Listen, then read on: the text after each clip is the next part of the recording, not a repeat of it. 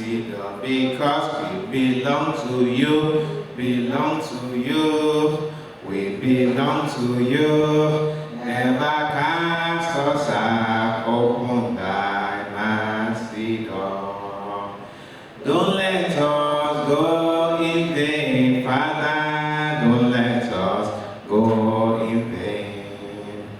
Don't let us go in vain, Father, don't let us go in vain, because we belong to you, belong to you, we belong to you. Never cast us out, don't let us go in vain. Amen. Hallelujah. Hallelujah. Hallelujah. Once again, we give God all the glory and all the honor and the adoration for keeping us alive to witness this day of mercy in His wonderful presence. We cannot thank God enough for this, because there are many who slept last night and did not wake up this morning. There are many who are now in hospitals with various diseases. There are many who have experienced calamities and bad news. We thank God that we have not been candidates of such calamities. We say this not to mock them, but to give glory to the Lord for what He has done in our lives. And so today, we are reading from the book of Genesis, chapter 18, verses 16 to 22. Verses 16 to 26. So we see a picture here of a very important lesson for we Christians. So the previous 15 verses I talked about how the Lord and the Holy Trinity had appeared to Abraham in his tents at the heat of the day. They were actually passing by. But Abraham, because of his kind nature and his hospitality, rushed out to meet them, and he invited them in to rest their feet, rest their legs, freshen up, and give them food for them to continue on their journeys. We know that because of these singular acts of hospitality, that Abraham received a child, which under normal conditions he had not had for over 90 years or 75 years of his life. His wife Sarah was barren, and most likely they had given up hope of ever having children. But because of this act of hospitality, invited these three men who were in real life, God the Father, God the Son, and God the Holy Ghost, was given that which he could not have had otherwise. So the first point is that we must be hospitable. And the Bible says that many have entertained angels without knowing it. Don't say, who are these people? Oh, these people, they're going to waste my money. It may be Jesus Christ himself. Right? You are rejecting that. Don't think Jesus Christ is going to come and say, I'm Jesus Christ. No, he's not. So, well, after they left the tents to continue their journey, Abraham rose up and went with them. Just like we have a guest at our house and they're leaving the house, you just don't say bye-bye from your sitting room. No. You walk them to the door, even to their cars, bid them farewell, and you let them go. So that was Abraham, that was what he was doing. Again, he was being diplomatic, he was being hospitable. And it says, the Lord said, shall I have from Abraham that thing which I do? Seeing that, or I can say that, shall I have from Abraham that thing which I plan to do? Seeing that Abraham shall surely become a great and mighty nation, and all the nations of the earth shall be blessed in him. So the Lord was ruminating with the other people and asking them this question: shall I hide from Abraham what I plan to do to Sodom and Gomorrah? Because Abraham is going to be a great and mighty nation. That's the first reason. The first reason he felt that he shouldn't hide from Abraham what he was going to do was because, one, Abraham was going to be a great and mighty nation through whom the whole earth will be blessed. Well, let's stop right there. How was the whole earth blessed through Abraham? Does anybody know? It was simply because it was through Abraham that a Savior Jesus Christ came into being. Abraham was the father of the Jews. And it was through him, the line of Isaac, the lineage of Isaac, that the Lord Jesus Christ came into this earth. So God, the Father, had seen that and I said, this man is a very mighty man in my sight. I cannot hide this thing from him. What does the Bible say about those who fear the Lord? The Bible says that the secret of the Lord is with those who fear him. If you're a God-fearing person, God will reveal his secrets to you that nobody else will know. Psalm 25 verse 14. Psalm 25 verse 14. And Amos 3:7. Somebody can read John 15:15. Psalm 25 verse 14. Amos 3:7. And John 15:15. So the first reason the Lord gave for not hiding his plans from Abraham was because Abraham was going to be a mighty nation, and through him the whole earth was going to be blessed. So Abraham was, a very important man in God's plan of salvation. 14, yes. The secret of the Lord is with those who fear him, and he will show them his covenant. You see, the secret of the Lord is with those who fear him, and he will show them his covenants. Is anybody at Amos 3:7 and John 15:15? Yes. No longer do I call you servants. Yes. For a servant does not know what his master is doing. But I have called you friends. Yes. For all things that I have from the Father, yes, I have made known to you. Verse 6. Amos 3:7, yes. Surely the Lord God does nothing unless he reveals the secret to his servants, see? the prophets.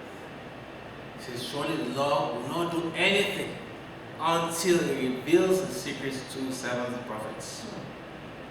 That means everything that happens in this world, somebody somewhere, most likely prophets of God, already knows it. Now, he might not tell the whole world about it, but God has already revealed it to him. And if he's an intercessor, he can begin to pray against that thing. So now there's nothing really new to surprise everyone and say, oh, nobody knew it. No. Somebody would have known about it.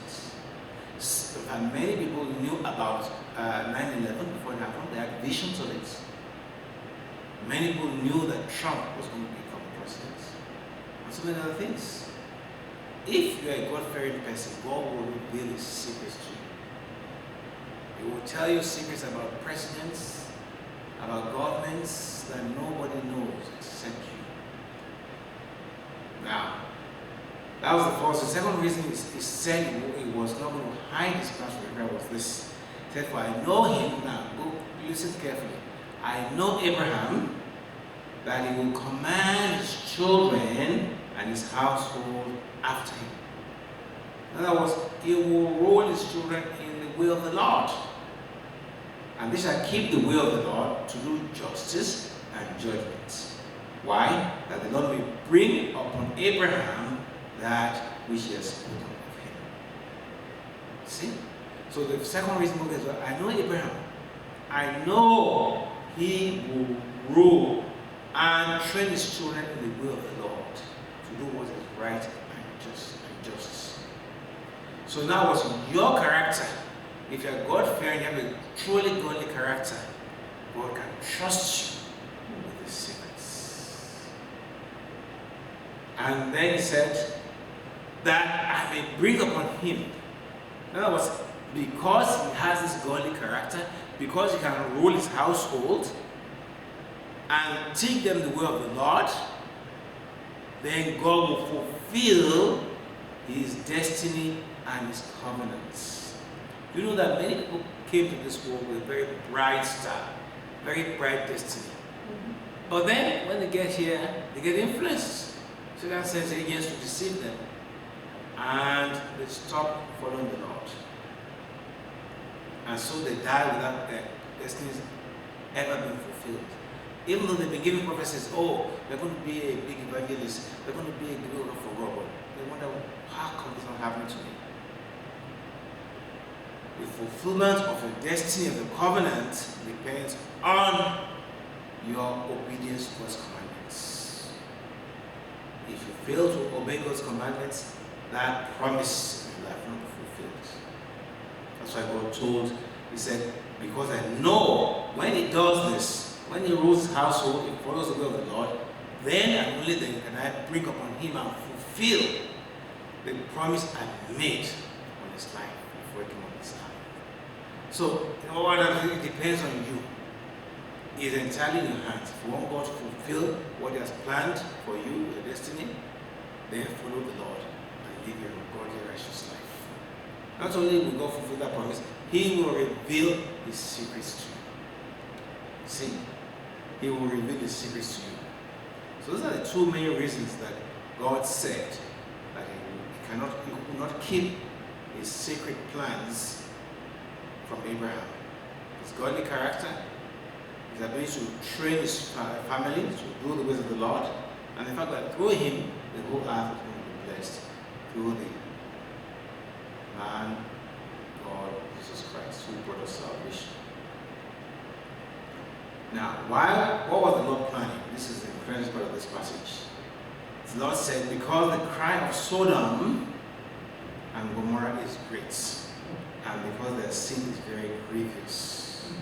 Now, what was the sin? Who was Sodom and Gomorrah anyway? You know, Sodom and Gomorrah was the land that Abraham went to, but when his cattle and his livestock were too many for him and Lot, who was his cousin, Abraham told Lot, look, don't let there be any fights between my herdsmen and your herdsmen, because they began to fight. He says, you choose wherever you want to go, and you can go and settle there. I will take whatever is left. Doesn't that show the kind of godly character that's in my heart? He would have said, oh, I'm your uncle. No, I will take this, you can go there. That's what most of us would have done, right? He would take the best part of the land and leave the rest to his cousin who was younger than him. Well, just like his children. But Abraham didn't do that. He said, no, you search and look over the plains and see. Wherever you think is good for you and your cattle, just choose that place and go there. I will take whatever is left. This is selflessness. This is others first, selfless. That's what Jesus did. While he was hanging on the cross, he was thinking of you. He did not think of the pain. He did not think of the disgrace. He did not think of the shame. He did not think of the beating that he had to go through for us. He thought of you and I. So Abraham did not think of himself. He said, you choose the best piece of the land and go and settle there. And of course, Lot, like a young man would do, quickly sight out the land. Oh, saw Sodom and Gomorrah. At that time, it was like the Garden of Eden. Can you imagine the Bible described as the Garden of Eden? That means it was very fertile soil, very beautiful, very wonderful. And he said, yes, uncle, Abraham, that's where I'm going. He was very, very happy. He thought he had got the best deal. Note, not all that glitters is gold. To him, it was the best land. And Abraham said, that's fine. I will go wherever it's left. It's okay for me. I'm not covetous. I'm not greedy. The least I can make is fine. So, Lot went to that very fertile land. But in a few years, the so-called fertile land became a land of debauchery and immorality. This is what happens. Don't you envy those rich people or those rich places? Oh, I want to go to California. Oh, I want to go to San Francisco. I want to go to New York. If you know what is going on in those cities, you think twice going there. You see all this wealth. As a proverb, in Yoruba land that says, Idi or Legni, the source of wealth is always questionable. When the land looks so prosperous, put a question mark. It usually means that very little holiness there. Because to get that money, people will do anything. Say, I want to be like so. You don't know how he got his money. They announced recently that one governor for your state declared his assets. Can you imagine how much he had in his accounts? Huh? Thank you very much. 48 billion naira. 48 billion naira. Only one man. That is, he could afford to give every Nigerian probably around $500,000 each. 48 billion is, that's a million times. 48 times. So if he gave every Nigerian $500,000, he would still have enough left. What's the population of Nigeria? 2something million. Can you imagine anyone? Then it's called that he was married to a designer. That former minister who embezzled all the money. See, just to show you that don't envy, you see them writing me, but you don't know how to get that money. So anyway, that's what happened to Lot. He thought it was good, he went there, and then in a few years, they began to commit immorality. With all their money, of course, when it's very so, what happens next? They have so much money, then the next thing is temptation. You know? You don't have to pray, you have all the money you need. Morality sets in homosexuality. You know? And we know what happened when the Lord went to test them, even they wanted to rape the angels of God. I went to check them out. They were so sick. The immorality had eaten so deep, they didn't even know what was right anymore. Had Lord said, it's a beautiful land, but I think my uncle should get this land. Afterwards, my uncle is wanting to give me all this time. My father has died. He should have this land. I will take the other land. He would not have ended up giving Sodom and Gomorrah. But like most of us, we're very selfish and self-centered. So God said the crime of these people is very grievous, very serious. Let's go to Genesis 4 verse 10. Genesis 4 verse 10. God saw, and he says, I will go down now and see whether they have done all together, according to the cry of it, which is come unto me, and if not, I will know. Now, when I read that, we go Genesis 4 verse 10. And he said, what have you done? The voice of the brothers will cry out to me from the ground. So now you are crossed from the earth. That's it. As opened his mouth to receive the brothers' blood from your hand. That's when Cain killed Abel. So, God said, I will go down and check. If not, I will know. When I read that, I said, how can God go and check? Is God not omnipotent? Is not omniscience? God knows everything. He doesn't have to go there. He already knows what they were doing. So how come he's saying, have to go there? God said that because he wanted to give them a last chance. He knew, because people were crying unto him. When people begin to cry against you in God's presence, you have to be very careful. Say, that man is very wicked. Lord, you have to remove him. We don't want him in this company. The first one is praying. The second one is praying. God was saying, really, is this man so bad? 50 people in your company are praying against you. Believe me, you can't last very long. They will remove it because of their prayers, incessant prayers against that person. You can't last long. That's exactly what happened here. God said, the cry has come up to me. People were praying against, Lord, we don't want any more of this sinfulness in this town. Come and do something. Come and act. They were having night vigils. Lord, you have to come and change things. Do you know that many of the coups that happen in Nigeria was because of prayers? I witnessed one. People began to 3 days fast. And then on the third day, there was a coup. We just had a radio announcements. And the government had toppled. Don't think God doesn't listen to prayers. If there are enough people praying, believe me, they will move the hand of God. God said, I've heard the cry. So many have been crying out to me about this evil place. This one cries, Lord, come and save us. This evil is too much, immorality is too much. I said, okay, that's it. I'm coming down. Maybe there's a chance these people will repent before I get there. It's not that God didn't know, God knew. But it's just that God gives you a chance to repent. But most of all, we say, because God has not killed us yet, we keep on continuing to sin. Don't think God knows. God knows exactly what you've been doing. And the fact that He hasn't dealt with you because He's giving you a last rope, a long rope to repent,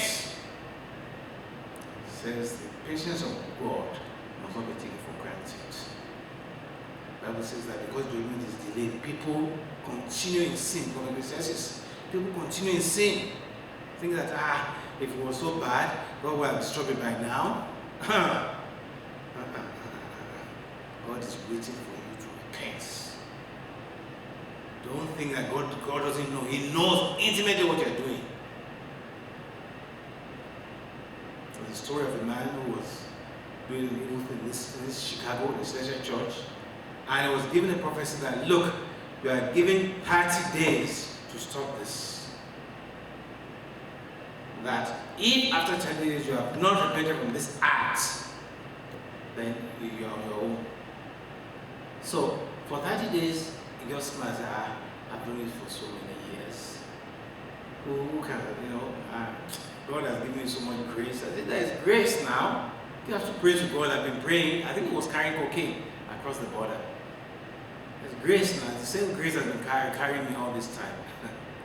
On the 31st day, he tried it and he was caught at the airport. And they went to jail for a long time. On the 31st day, God said, I'm giving you 30 days of grace. You can do everything you want, but after 30 days, you're on your own. God wanted him to repent, and he gave him 30 days to repent. So he was like, no, you're training this hardcore thing you're doing. I'm giving you 30 days. Go and think about it, go and pray. But his heart was so hardened. Maybe he forgot, maybe he didn't take it seriously. But the first day after that expiry, that's when they caught him. And all this time, I've been doing it and making money and escaping. If I had a youth, everybody knew.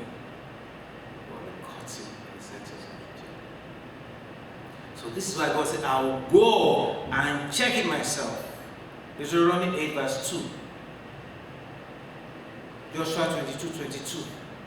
Joshua 22:22. Deuteronomy 8 verse 2 and 13 verse 3. Deuteronomy 8 verse 2. Yes, and 13 verse 3. Deuteronomy verse 2. Yes. And you shall remember that the Lord your God lead you all the way these 40 days in the wilderness, Yes. to humble you Yes. and test you, Yes. to know what was in your heart, whether you would keep his commandment Or not. See? Joshua 22:22. So the fact that God has not come to judge you and I does not mean God doesn't know what we're doing, that he's not ready to judge. He's giving us a chance to repent. Joshua 22:22. The Lord God of all gods. Yes. The Lord God of all gods. He knows. And let Israel itself know. It is in rebellion. Yes. Or if it is treachery against the Lord. That's it. Do not say us Israel. Say the Lord knows. The Lord knows the signs. So having decided to share with Abraham, the men now turned their faces from there and went towards Sodom. But Abraham stood here before the Lord. What does that mean? In other words, they were going like this. They were going like this. They were about to go away. And Abraham went and stood in front of them. He stopped them in their tracks. He's like, no, you can't go any further. Well, God said, he was very patient. He said, yes, Abraham, what's going on? And he said, will you also destroy the righteous with the wicked? That was his opening statement. Now, Abraham was saying this because he did not want his cousin Lot to be destroyed with the sinners in Sodom and Gomorrah. He had a vested interest. And what he was doing actually was what's called intercessory prayer, intercession.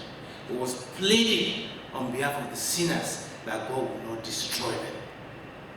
So the first trick he used was to question God. I said, God, You can't destroy the righteous with the wicked. It says, peradventure there be 50 righteous within the city. Will you also destroy and not spare the place for the 50 righteous that are there? That be far from you to do after this manner, to kill the righteous with the wicked, and that the righteous should be as the wicked. That be far from thee. Shall not the judge of the earth do right? This Abraham was a very good lawyer. He should have been a lawyer, really. Because these arguments are very strong, was put him before the Lord. He said, Lord, you can't destroy Sodom and Gomorrah. What if there are 50 people there? Are you going to kill the 50 righteous people with the wicked? You can't do that. Lord, you are the judge of the whole earth. You can't do that kind of thing. It was actually rebuking God. Can you imagine a human being rebuking God as a God? You can't do what you plan to do. No. You're a righteous God. You cannot kill the wicked with the righteous. Suppose there are 50 people there.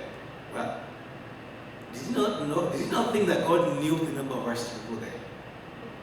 Of course, God knew the number of righteous people there. Well, see how God responded.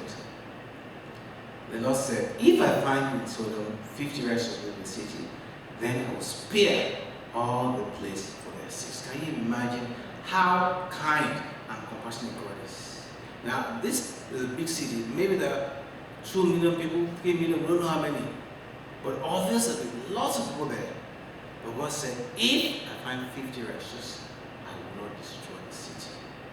What a compassionate God. This is what's called intercession. Abraham interceded, stood in the gap for that city and pleaded, made a plea for that city. And God had it. You too can do the same. If you have power with God, you can stand like Abraham and plead for your cousins, plead for your family, plead for your place of work, plead for your friends, and say, Lord, I stand in the gap for my friend who's going to have an operation tomorrow. Please, because of the blood of Jesus Christ, let my friend go through this surgery successfully. Don't let my friend die. Plead for your family, plead for your place of work, whatever. You can stand in the gap and intercede, stand in that place and move the hand of God. Because God was going to destroy Sodom and Gomorrah. But when Abraham stood in the gap, it kind of changed God's plan. He said, okay, Abraham, that's fine. I'll listen to you because you are a mighty man of God. You're a righteous man, and I will listen to you. Just like Moses interceded for the people of Israel when they sinned against God, when they began to worship an idol, a calf, soon after they left Egypt, after God delivered them from Pharaoh, killed all the firstborn of Egyptians, divided the Red Sea for them, made Pharaoh to drown in the Red Sea. They saw with their own eyes, and within 40 days, they began to worship the calf. And they said, this calf is what brought us out of Egypt, the greatest insult to God. So Moses said, Lord, I'm going to fast for 40 days and 40 nights. And you won't destroy it. In fact, God told him, he said, Moses, leave me alone. God was very mad. He said, leave me alone, let me destroy these people. And out of you, I'll make a new nation. If Moses was selfish, he said, yeah, God, thank you very much. These people are useless anyway. Just kill them off. Useless people. That's what you and I would have said. Lord, don't waste your time with them. Thank you so much, Lord. Oh, you're such a kind God. And you would have want them, God destroy all of them. God would have spared his family. And from him, just like from Abraham, he would have, from Moses, a brand new nation. But Moses said, no, Lord, please. If you do this, the Egyptians will say, oh, it's because you couldn't take them to the promised land and the promise. But he paid the price. 40 days and 40 nights, no food, no water. And God changed the sentence. You too have the power to change the sense of God. On your town, on your family, you have the power to say, Lord, this man is a terrible sinner, but I'm pleading for his life. Please save his soul. Save his soul. I have the story of a man, there's a WhatsApp message, a woman who was constantly being beaten by her husband, constantly being abused. Day in, day out, people are saying, why don't you leave this man? I mean, how much do you want him to kill you? He will come in drunk at night, rape her, beat her up. But this woman, when what she started doing, started praying. Lord, save my husband. Lord, save my husband. This went on days, months, years. He did not change. He kept on beating her. Kept on. Then one day, I don't know how many years, as he was passing in church, he just heard them singing a song which he had when he was a young boy. He was in school, and the Holy Spirit got hold of him. And he drew it and said, oh, that's the song I used to listen to when I was young. Do you know, this man went to the church, and the next thing he was at the altar. He was gloriously saved. And he kept on singing the song, Lord, I've had your call. I'm coming home.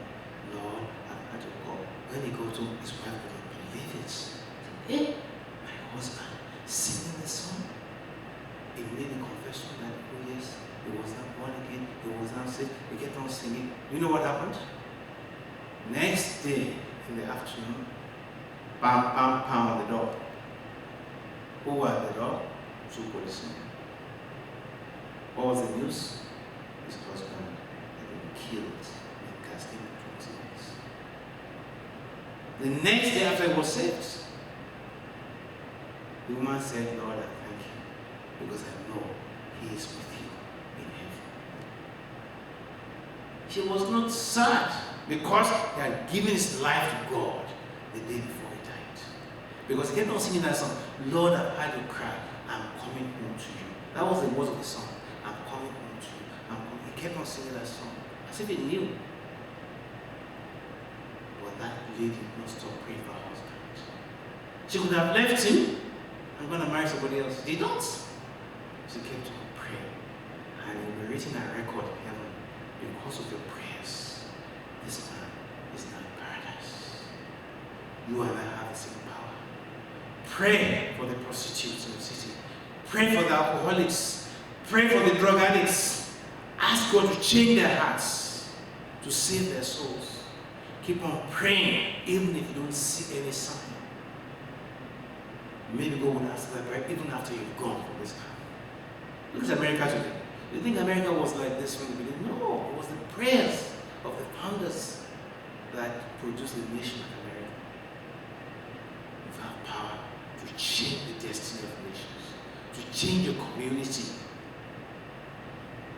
There was a man, a lawyer, who God used, and that man, they said, if he entered a town, within a week, all the brothels in the town would close. Where prostitutes gather, all the bars would close. Within a week, if he came to preach in that town, because the power of God was so strong, any darkness, whoop, that's it. You too have that power, like Abraham, to stand in the gap. May God bless his holy words. Amen.